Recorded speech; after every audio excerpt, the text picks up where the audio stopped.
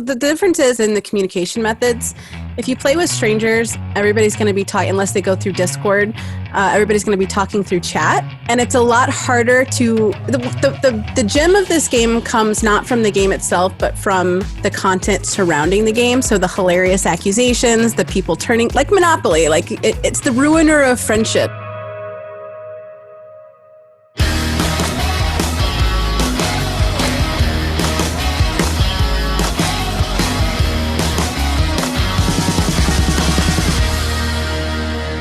So, Peter, if that's your real name, are you Peter or are you an imposter?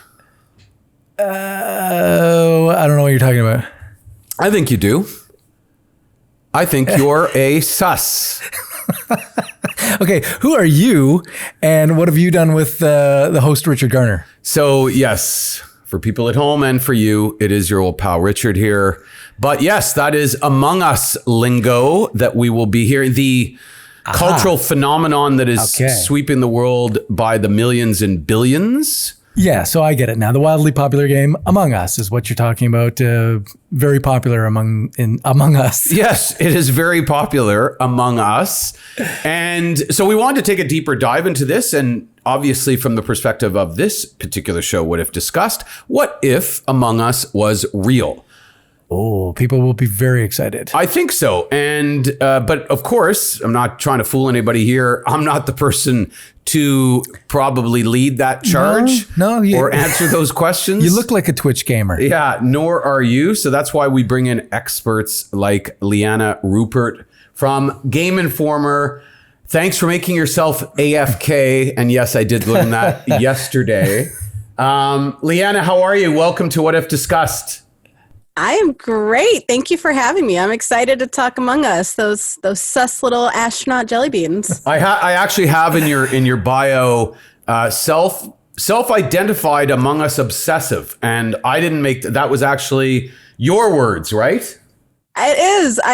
This game, it's so crazy. This game has been out for a couple years, but only hit popularity recently, and I totally fell off the map. I didn't hear about it until I started seeing it climb on Twitch, and I checked it out, and it's the perfect game. It's simple in an era where gaming is all overwhelming open worlds, and it has to either be game of the year or nothing at all. Like the simplicity of Among Us is refreshing, and I think with 2020 kind of needed. Like we need just to relax and just chill, and it also kind of gives an outlet of rage because you literally just accuse each other and yell around a table until somebody wins or somebody loses, and that's a good outlet for just letting out some of the rage of whatever's going on in the world. So it's a game that's being played by millions. It's being watched and streamed by billions. Some of the most compelling TikTok content that's out there right now. And you mentioned it was launched in 2018. Why do you think it's taken so long, and why is it so popular right now? Basically, just in the last month. Yeah, it's kind of crazy. Like I feel like the gaming industry as a whole has kind of reinvented how it approaches indie developers. Like I think years ago, I think indies were like this notion, but no big websites, no big platforms were really devoting a lot of time to it. And then we saw games like Fall Guys that kind of dominated, which is another game about jelly beans that came out. And I think over the last, I would say like 18, 19 months or so, indies have really been kind of revolutionized and given a pedestal, which is deserved in the industry. But yeah, at first, I think personally, I mean, we saw a big jump in it on Twitch, and that's where the popularity came from. You know, Twitch streamers, influencers, they're really an official marketing arm now for a lot of games. I go to a lot of press events and things, and now the ratio between journalists and influencers is very up and down because that's a big cue of marketing.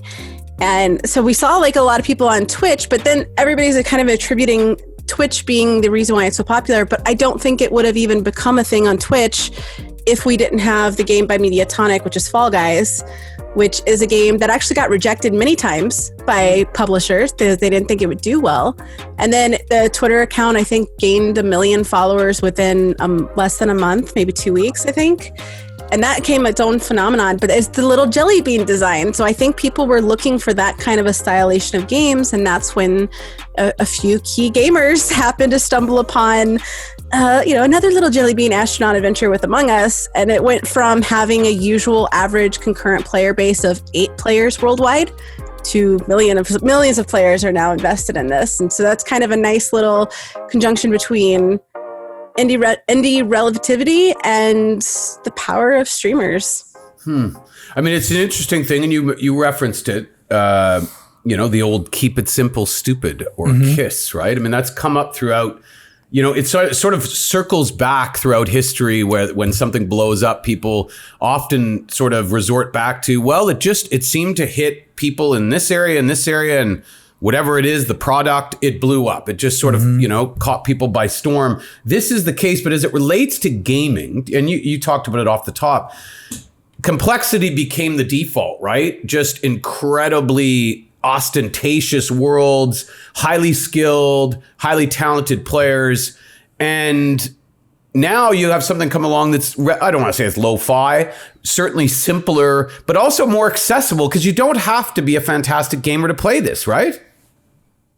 Yes. I think we kind of saw that with the big AOC stream lately was I watched that. I was like, is AOC playing Among Us with, was it Valkyrie or Pokemon, like a bunch of really big it was a crazy turnout. And she does play games. Like I think she's a big League of Legends fan, but she's not known as a gamer. She's not like some of us where it's like our lives, like that's all we do. She's doing some other stuff. Yeah, she's a little busy. She's a little busy, she's a little busy, but I think it's very accessible. There's the little death animations, but it's nothing graphic other than, I guess, the next snap would be kind of considered a little graphic, but the art style makes it accessible kind of to all ages. You don't have to be a pro gamer to yell at somebody saying they look suspicious.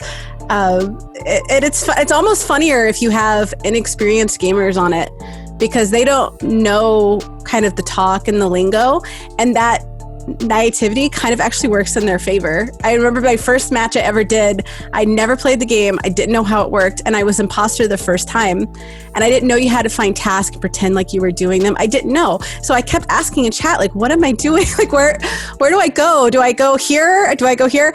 And it kind of appealed to my teammates' natural want to help me learn the game. Perfect cover. Yeah, and it was the perfect cover. So when I saw that worked, and it was unintentional, I wasn't being manipulative, I was genuinely so confused. I was like, wait, that worked. I could use that going forward. So if you ever play with me, I just told myself that. We know your strategy, yeah. Well, the big what if for us today is, what if Among Us was real? But it seems like we may be a little late to the party, or the parties.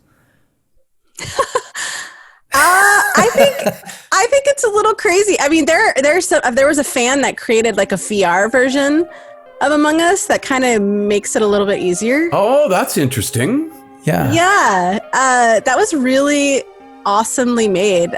It was really well done, and it kind of does put you in that mindset of like, what if I was just doing random tasks in electrical and a friend just came up and killed me?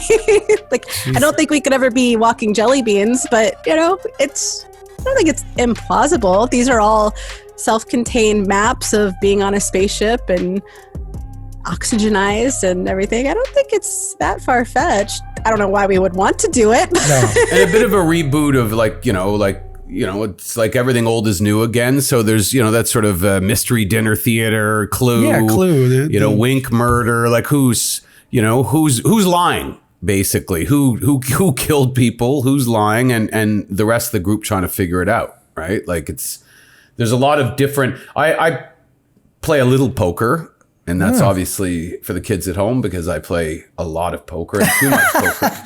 But it's interesting because, again, when you start to zoom out and look at where are the commonalities in human behavior, that when something goes massive, you have to start to, look at what is the common denominator. And, if I was looking at it from a poker lens, and I was thinking that there's two different types of experiences for poker. Like there's the home game with your buddies.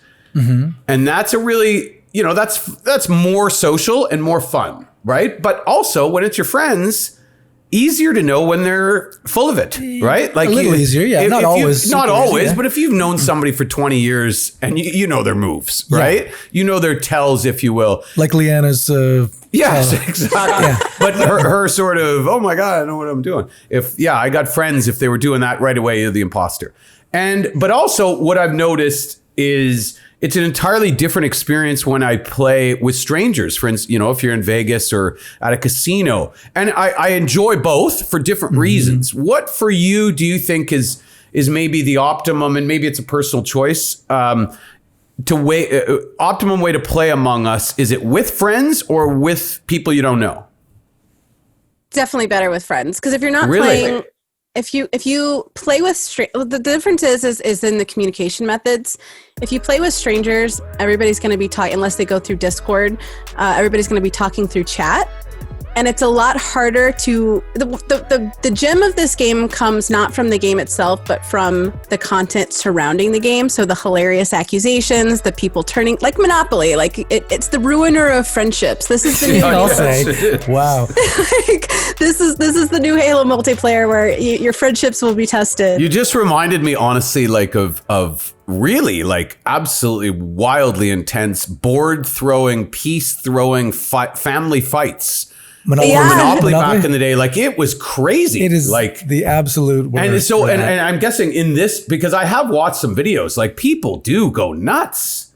It's so funny. We were playing a match. We're actually going to be playing again this weekend, but we were playing a match with a couple of the Game Informer folks and some of the people from the Washington Post. And it's so funny because in public, because we're, you know, all journalists, we're very like, well, they are. I'm not. But they're very professional and put together. And yes, you know, how do you do? And then we go in this Among Us, and it's just masks off, claws out. Like, no, you're lying, and just like, no, just shut your mouth. You're lying, and just everything. Like, inhibitions go to the wind because nothing matters when it comes to proving that you're not sus, that you're not the imposter, even if you are.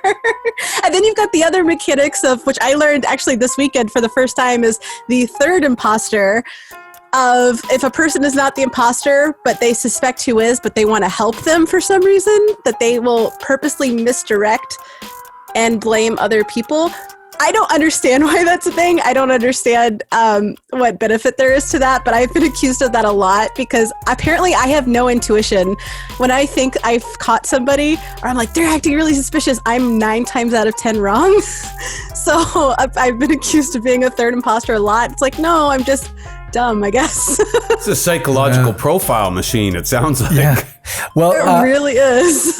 Liana, it's interesting because I think what the world would least need at this point is a game that divides us into factions, creates liars, creates better liars. Yeah, this is not something that we really should be looking for at this time. Like Liana said, I guess the glass half full, rage outlet. Yeah, rage outlet. You get all of that out. You got issues with somebody. Put it in Among Us. We'd love it if you could stick around for a few more questions if you can. Absolutely. Perfect. Where can people find and follow you and read your reviews of Among Us and other games? You can find me at gameinformer.com. My social information is on there as well. Please don't make fun of me. It's my tag for everything is an old gamer tag joke. It's dirty effing hippie. I was going to ask you, I'm glad you brought that up because I want to know what the source of that was. When I was active duty, everybody in my unit made fun of me because I always, no matter where we were, if we were in the Middle East or if I was on a ship, I always had my guitar. I'm basically I was a sailor, but I went grade sign to the Marines, but I was basically the one that's like, so anyway, here's Wonderwall. I remember when we were in the Middle East, I was like, sweat, you're wearing 100 plus pounds of equipment. It's really hot. I was really sweaty. I was really gross. Like it was just like sweat was just, hair was like plastered. And I was like, yo, so anyway, and I started playing. They're like, man, she's such a dirty hippie. And I was like, you know what? I like it. Let's do it. Like you can't really insult me. If you insult me, I just kind of adapt it. So I was like, yeah, I'm dirty effing hippie. And it just kind of stuck. Yeah, I just love the idea of somebody in like sort of, full military, you're my wonder wall. That's all I can play on guitar too. Yes. Yeah. Okay, great stuff. We'll be back with Liana Ruppert after the break. And if you want to listen, if you're watching and you want to listen, you click want the me link to below, right? if you want to hear more from Liana, we're going to check in with her on the other side. If you're watching the video podcast on YouTube, then you're going to want to click the link for the extended audio podcast below. We're going to dive in more about the company behind Among Us, Inner Sloth, and the possibility of a sequel to the game. But if that's all the time you have for us, Thanks for coming out. then thanks for watching What If Discussed.